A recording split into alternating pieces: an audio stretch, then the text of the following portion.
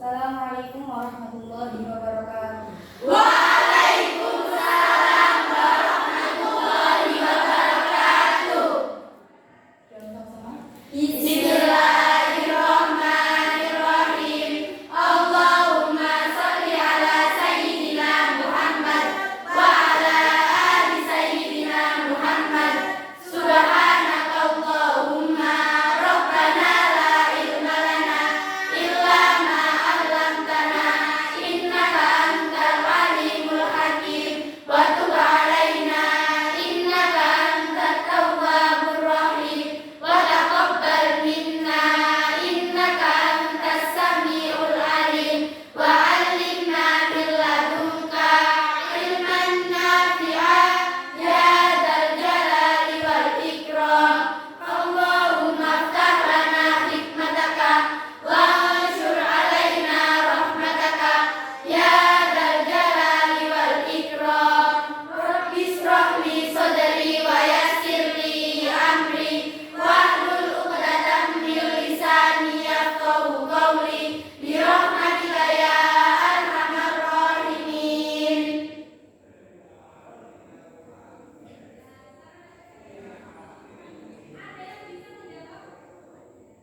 Al-Fatihah.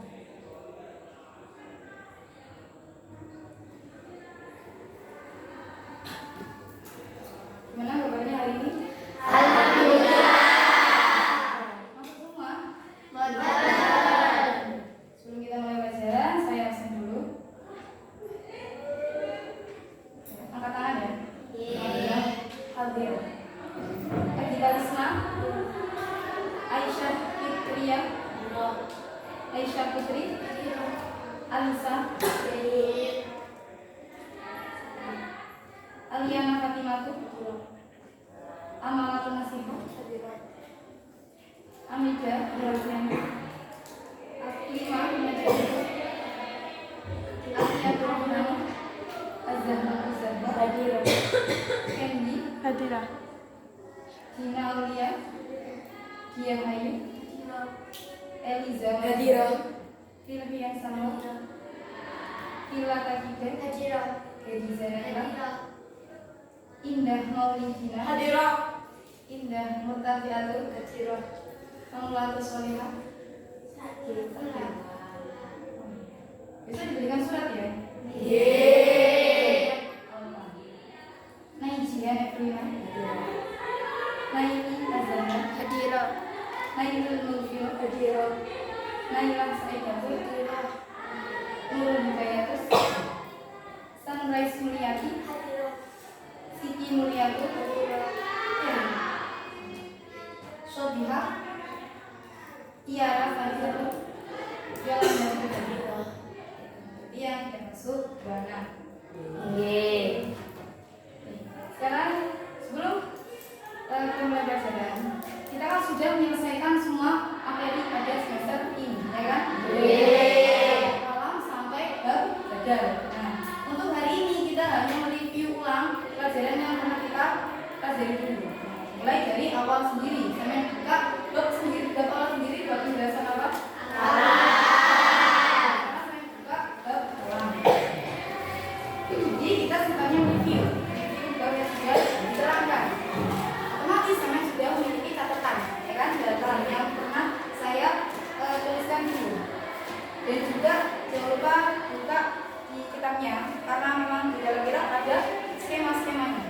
Dan sampai nggak lupa. Nah, oke, kita mulai dari bab kalam. Bab kalam ini semuanya dalam kitab nahwu apapun, kita dalam dunia, dalam alfiah atau yang lain, itu mesti ada bab kalam. Dan itu mesti ada di bab yang paling awal.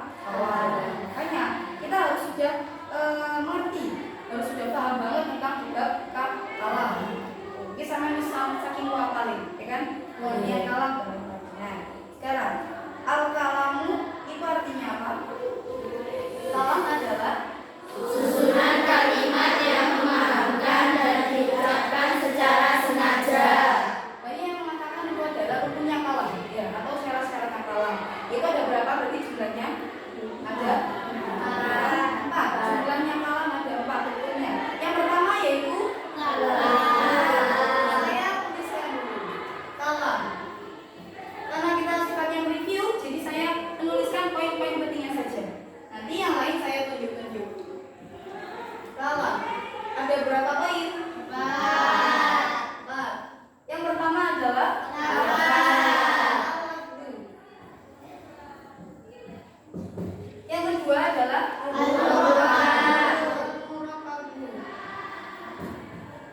ketiga Al-Mufidu. Yang terakhir Al-Waqtu. al-waqtu. Nah, punya kalam ada. Yang pertama al-lafzu. Al-lafzu. Sekarang saya buka pada halaman 4 dalam kitab ini. Saya baca. Pengertian dari al-lafzu adalah sebagian yang mengandung sebagian huruf hijaiyah. yang mengandung sebagian huruf hijaiyah. Berarti sudah jelas kalau tulisannya itu dari huruf hijaiyah. Iya. Kalau misalnya tulisannya Grek atau Latin misal, saya makan, apakah termasuk kalam? Karena syarat kalam yang pertama apa adalah lafaz, yang mana pengertian lafaz adalah terdiri dari huruf hijaiyah. Iya. Huruf hijaiyah. Saya tulis intinya terdiri dari huruf hijaiyah. Itu yang pertama. Kalam yang pertama, rukunnya kalam yang pertama yaitu al-lafzu, terdiri dari huruf hijaiyah. Jadi kalau misalnya terdiri dari Latin atau bahasa sama biasanya, saya sedang mandi, saya mau makan. Nah, itu berarti bukan termasuk kalam. Meskipun kalau sama lihat, ya kan? Kalau sama lihat sebenarnya lafaz saya ingin makan itu kan sebenarnya hampir ke kalam, ya kan? Karena dia tersusun, memahamkan. Tapi syarat yang pertama tidak terpenuhi, yaitu lafaz, yang mana lafaz adalah terdiri dari huruf hijaiyah. Iya. Yang kedua yaitu apa? Al-Murokab. Bagian dari al-murokab adalah Tersusun dari dua kalimat atau lebih. tersusun dari dua kalimat atau lebih. Nanti setiap rukunnya ini itu saling berkesinambungan. Jadi kalau nggak bisa, kalam hanya lafaznya saja, nggak bisa. Kalam hanya murokabnya saja, nggak bisa. Jadi kalau kalam itu harus terpenuhi semuanya. Yang pertama harus terdiri dari huruf hijaiyah. Yang kedua dia harus tersusun. Kalau cuma lafaz zaitun saja, apakah termasuk kalam? Karena apa? Tidak tersusun. Dia cuma satu kalimat, ya kan? Meskipun dia terdiri dari huruf hijaiyah. Meskipun zai terdiri dari hijaiyah, za, ya, dan da. Tapi kalau dia cuma satu kalimat, maka dia belum bisa dikatakan kalam. Nah, katakan kalam yang kedua yaitu al-murokab, harus tersusun. Maka kita cari lafaz lain agar bisa menyesuaikan dengan kalimat ini. Misal saya tambahin dia di depannya koma.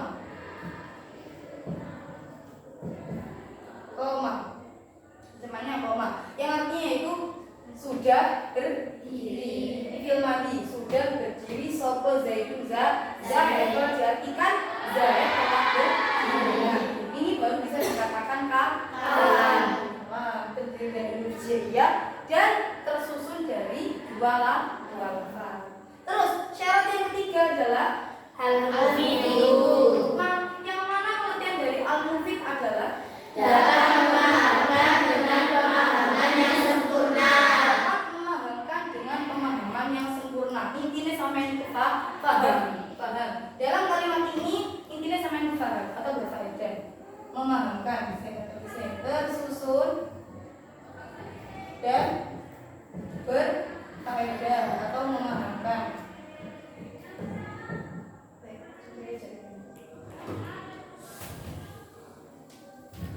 Atau memahamkan.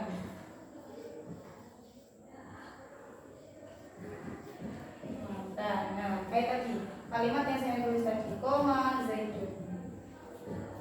Jadi dalam lafaz ini sama juga harus paham atau berfaedah yang mana. Jadi ini bisa dikatakan kalam ketika dia sudah memenuhi rukun-rukunnya kalam. Yang pertama yaitu lafaz. Apakah ini berbahasa? Apakah ini terdiri dari huruf hijaiyah? Apakah koma zaitun tersusun? Berapakah kalimat yang di sini? Apa dan apa? Yang ketiga yaitu memahamkan. Yang mana artinya koma zaitun adalah zaid sudah berdiri. Dalam kata-kata ini apakah sama yang paham? Kalau cuma zaid saja, zaitun, sama yang paham? Zaitun. Nah, kan gak paham sama yang. Begini, zaitun dulu, nadik. Nah, baru paham. Zaid, kan gak paham. Nah, gitu. Jadi kalam ini harus memahamkan. Meskipun cuma 2 kalimat, koma zaitun. Nah, kalau misal kalimat lain ada 2 kalimat, tapi cuma kayak gini. Fil masjidin. Apa kesannya paham? Fil masjid, di masjid. Stop, di masjid. Tanpa ada embel-embel pertanyaan di depannya. Jadi syaratnya kalam juga harus memahamkan. Meskipun kalimatnya ada 2, ada huruf dan kalimat isim, tapi ketika tidak memahamkan maka tidak bisa dikatakan kalam. Jadi gunanya kalam itu harus terpenuhi semua hurufnya. Mulai dari lafaz, murokkab, mufid dan waqti. Sekarang kita bahas yang keempat, yaitu al-waqtu. Pengertian dari al-waqtu adalah Diucapkan secara sengaja. diucapkan secara sengaja. Nah, ini juga harus berkesinambungan antara masing-masing. Koma zaitun, apakah waktu? Apakah waktu? Saya mengucapkan secara sengaja. Kalau misal ketika saya dalam keadaan tidur, lalu tengah-tengah mimpi, koma zaitun, apakah itu dikatakan waktu? Karena apa? Tidak sengaja mengucapkan. Misal ketika penyanyi sampean turu, terus penyanyi sampean tengah wengi jam 2 kelindur. Z, sini gire. Jadi kan itu tidak sengaja. Coba besoknya sampean takoi. Tunggu, mambungi lo mari ngomong Z. Apa penyanyi sampean kroso? Dia tidak sengaja mengucapkan. Jadi syaratnya kalam harus terpenuhi semua. Apa saja syaratnya tadi? Al-waqtu, al-murokkab, al-mufidu, al-wad'u. Yang mana al-waqti adalah diucapkan secara sengaja.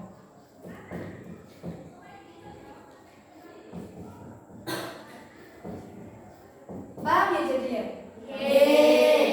Bukan hanya salah satu saja. Misal, kok Zaid loh sudah terdiri dari lafaz, berarti dia kalam. Bukan, konsepnya kalam itu bukan harus terpenuhi salah satu, tapi harus semuanya terpenuhi. Mulai dari harus terdiri dari huruf hijaiyah, mulai dari harus tersusun, mulai dari harus memahamkan, mulai dari harus diucapkan secara sengaja, baru bisa dikatakan dengan kalam.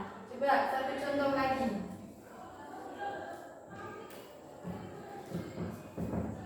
Aina, apakah kalam? Kenapa? Dia terdiri dari huruf hijaiyah.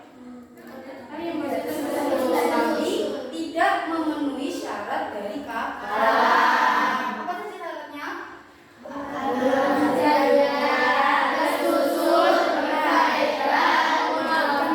Diucapkan secara sengaja. Meskipun saya mengucapkan secara sengaja, Aina, tapi ketika orang yang diajak bicara misalnya dia tidak memahami maksudnya apa Reki, ya kan? Berarti itu bukan termasuk kalam. Sama ini juga, kalau cuma satu kalimat maka baru bisa dikatakan kalam. Beda lagi kalau misal dahaba, yang sebelum bahasa itu sudah ada pembahasan dalam kitab besar-besar, ada pembahasan di awalnya. Lah, kok ada fa'il di dalamnya atau tersimpan? Dahaba sopo zaitun. Nah, ini bisa dikatakan kalam karena dia menyimpan lafaz lain. Nah, itu masih bisa dikatakan kalam. Itu kalau fi'il. Tapi kalau isim tidak bisa. Kalau isim itu namanya cuma satu. Zaid ya Zaid. Fatimah ya Fatimah, Aisyah ya Aisyah ya Aisyah. Nah, ini bahasa tentang kalam. Sekarang diulang lagi. Rukunnya kalam ada berapa? 4. Yang pertama, Al-waqtu, al-murokkab, al-mufidu, al-wad'u. sekarang Airil. Al-murokkab artinya apa? Secara panjang lebar. Tersusun dari 2 kalimat atau lebih. Intinya adalah Tersusun. Terus arti dari mufid dia Dapat memahamkan dengan pemahaman yang sempurna. intinya. Dapat memahamkan. Terus al-wad'i. Misal masjidah. Artinya apa al-wad'i? Diucapkan secara sengaja. Sengaja. aja. Yang terakhir al-lafdhu. Apa itu al-lafdhu? Vila. Suara ucapan yang mengandung sebagian huruf hijaiyah. Ya. Apakah dalam kalam harus terpenuhi semua? Kalau cuma salah satu yang terpenuhi, apakah termasuk kalam? Syaratnya harus terpenuhi semua. Nah, dalam kalam ada pertanyaan di sini. Sekarang kita lanjut pada kalimat. Kemarin kita bahas kalimat. Kalimat ada berapa? Kalimat 3. Nah, saya tulis dulu. Kalam sudah, sekarang kalimat. Ini juga sama-sama berisi dengan kalimat. Kalimat ada berapa poinnya? 3. Yang pertama, Isim. yang kedua, Fi'il. yang terakhir. Huruf. Sekarang, pengertian dari kalimat isim adalah Kalimat yang menunjukkan makna benda dan mengandung makna waktu. intinya kalimat isim adalah Kata benda. kata Benda. kata benda atau orang. Kan orang kan juga tidak mengandung waktu, tidak bisa tidur waktu kan bisa. Kan? Jadi isim juga termasuk orang, Zaid juga termasuk isim, Amrun juga termasuk isim. Jadi intinya isim adalah kata benda atau orang. Pokoknya inti dari isim adalah bukan pekerjaan. Yang ini kalimat isim itu tidak ada sangkut pautnya dengan waktu. Yang kedua kalimat apa? Fi'il. Pengertian dari kalimat fi'il adalah Kalimat yang menunjukkan makna pekerjaan dan mengandung makna waktu. inti dari kalimat fi'il adalah kata kerja. Kalau kata kerja berarti kan dia mengandung waktu. Kan kalau sampai melakukan pekerjaan itu kan ada waktunya. Saya makan kapan? Pagi. Saya mandi. Ketawa di sini. Saya mandi sore. Saya sekolah. Berarti kan ada waktu yang mana dalam semua pekerjaan itu memiliki waktu. Lain kali beda lagi kalau isim yang tidak memiliki waktu. Kalau fi'il dia memiliki waktu. Intinya fi'il adalah kata kerja atau waktu. Dia punya waktu karena setiap pekerjaan punya waktu. Yang terakhir adalah kalimat Huruf. Apa itu kalimat huruf? Kalimat yang menunjukkan makna tidak dirangkai dengan kalimat yang lain.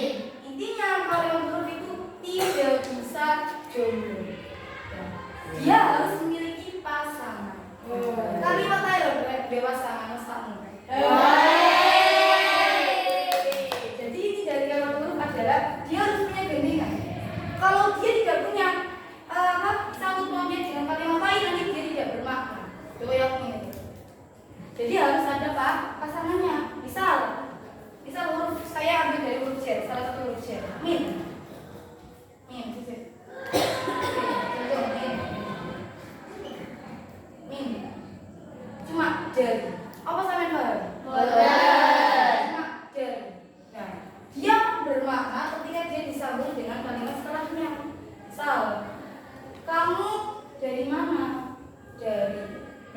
Kamu dari mana? Dari. Nah, berarti kan dia bisa bermakna. Kalau misalnya saya tambahin al-masjid, minal masjid. Kamu dari mana? Dari masjid.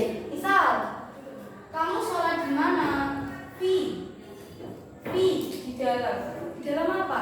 Kan masih ada jelas. Harus ada kata sambungnya setelah itu. Entah fil masjid, entah fil baiti, entah fil terserah itu.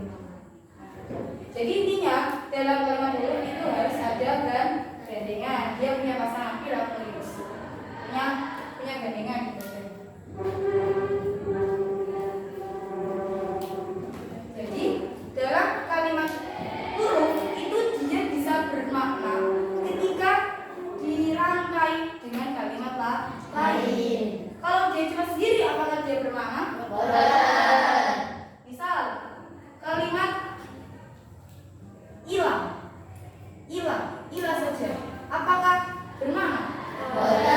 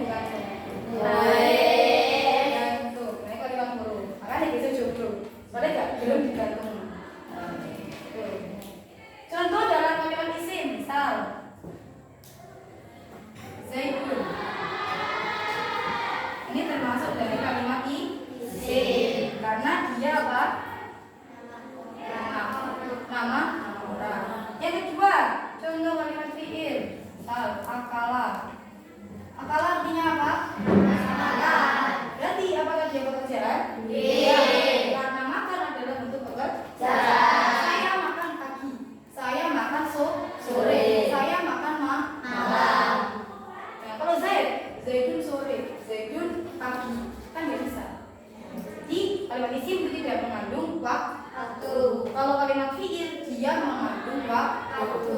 Nah, kalau huruf itu bukan kalimat isim, ya bukan kalimat fiil, karena dia harus disertai dengan kalimat ini salah satu ini. Ya bisa sih. Kalimat huruf harus disertai dengan kalimat isim. Isim. Kalau huruf disertai dengan kalimat fiil, nggak bisa, nggak nyambung. Misal fil masjidi, minal masjidi, fil babi, fil baiti. Nah, itu kalimat huruf harus ada gandengan yang mengiringi. Ya, di sini ada yang tanyakan? Ya.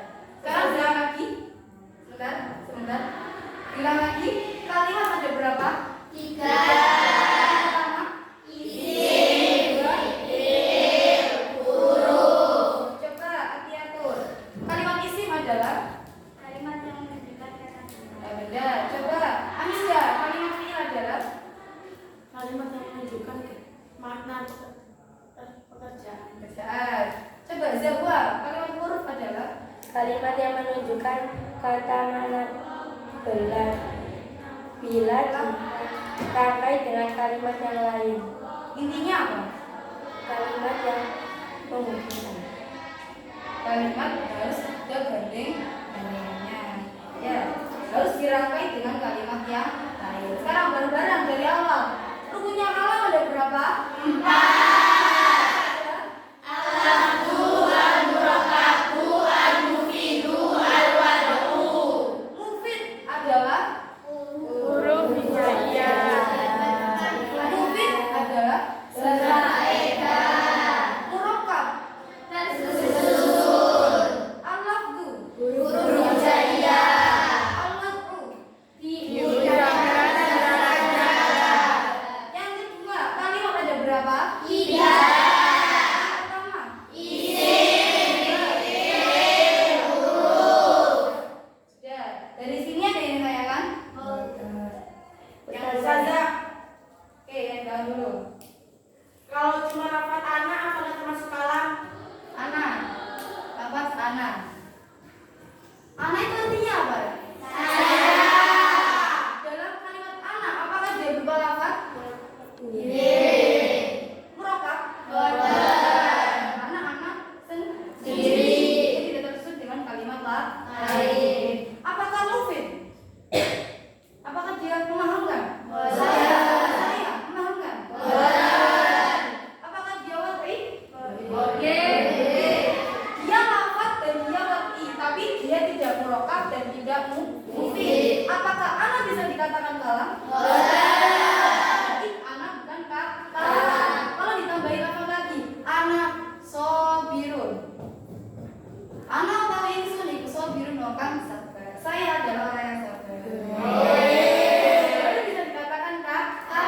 Kalau cuma anak, apa kalam? Dia harus dirangkai dengan lafaz lain biar bisa memahamkan dan biar bisa tersusun.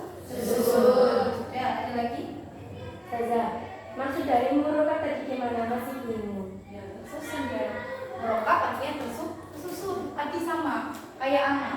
Kalau dia cuma sendiri, maka dia tidak bisa dikatakan kalam. Harus bisa dia dibarengi atau harus ada kalimat lain yang mengiringi. Karena syaratnya kalam harus terpenuhi semua, mulai dari lafaz, merokap, mufid dan wad'i. Kalau cuma satu kalimat, kan masih belum bisa memahamkan.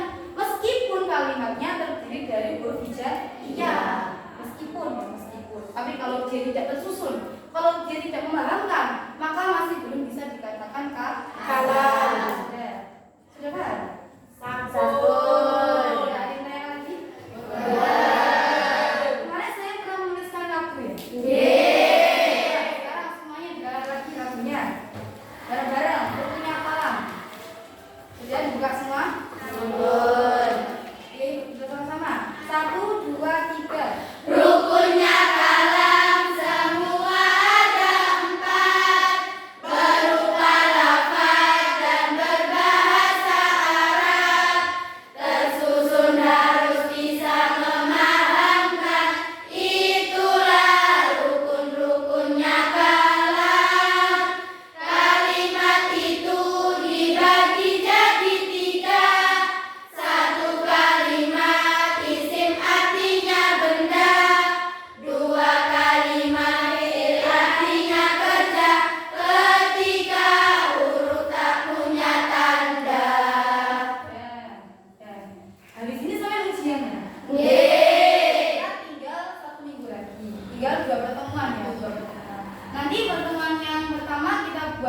hafal, pertemuan yang kedua kita buat tahutan. Karena habis ini mau ujian, jadi saran saya, kemarin saya pernah bilang apa? Kalau bisa sampean merangkum, atau mungkin ya sampean belajar lagi. Karena gunanya merangkum itu untuk memudahkan sampean dalam belajar. Minimal sampean tulis poin-poin penting. Atau misal ketika sampean malas merangkum, sampean bisa ketika catatan yang pernah saya tulis, sampean stabilo. Sampean garis bawahi kalimat-kalimat yang penting. Nanti yang penting-penting tersebut sampean hafalkan. Karena misal pengertian kan penting. Pengertiannya apa? Terus pembagiannya gimana? Nah itu kan penting. Kalau bisa sampean hafalkan. Karena kalau menurut saya ketika merangkum itu lebih mudah dalam belajar. Minimal yang penting saja ya. Kayak misalnya gini, kalimat isim kata benda, fiil kata kerja. Misal murokab tersusun. Kalau sampean murokab adalah kalimat yang tersejar wakeh, kan menghafalkan sulit, ya kan? Kan yang dihafalkan tidak hanya ini, banyak dari awal sampai akhir. Kalau bisa sampean menghafalkan yang intinya saja atau kita nanya isim itu kata kerja. Itu bisa misal sampean ketika saya bahas soal kalimat isim adalah, terus sampean jawab isim adalah kata kerja, itu sudah mending sampean sudah tahu poin pentingnya itu ya, jangan lupa belajar ya.